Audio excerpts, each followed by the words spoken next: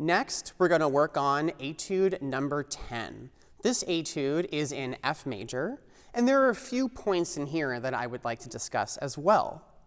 One aspect of this particular etude is all of the running 16th notes, and we really want to make sure that they stay nice and even and sound very fluid.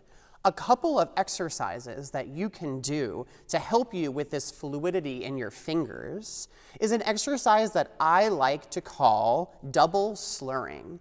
This is where you play each note twice, and when you go to move, you slur to the next note. It allows you the opportunity to really get your air moving between each interval. For example, I am going to play the first two measures, and I'm going to do what I call double slurring.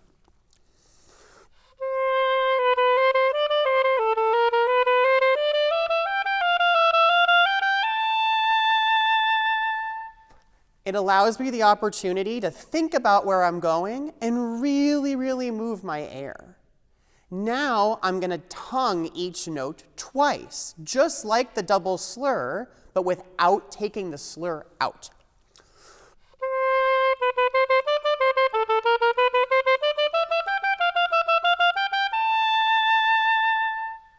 Again, allowing me to figure out the direction of my air and the direction of the phrase.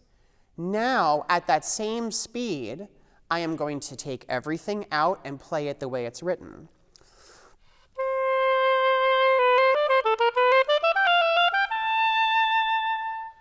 And it's very even and sounds very, very easy.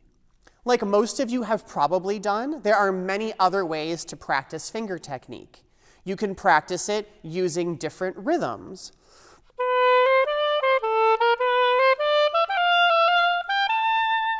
You can flip that rhythm around.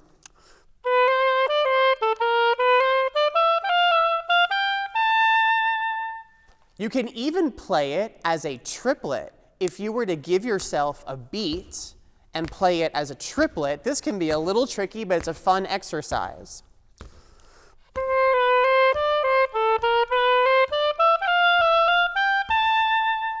It takes it completely out of context and turns it into almost a brand new piece.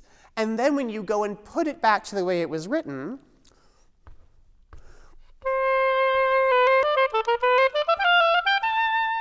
it really feels quite comfortable. Something else that I would like to point out is we get some very, very large leaps later in the piece. These large leaps I always like to think about as having a springboard helping us get up to them. The first one is an octave A, and the second one moves over an octave. We have a middle D going all the way up to a high F. Something that I like to do is play every note in between those two particularly large jumps. And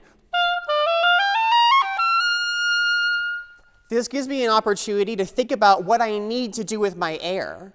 I crescendo as I move up that scale, and it allows me to increase my airspeed and increase the focus of my air.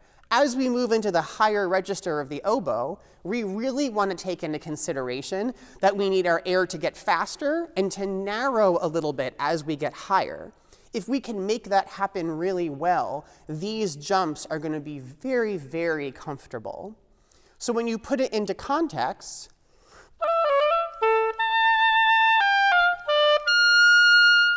they actually sound almost like they're in the same octave, which is the goal that we're going for. I hope you've had a wonderful time learning about these etudes, and now I will play for you the entirety of etude number 10.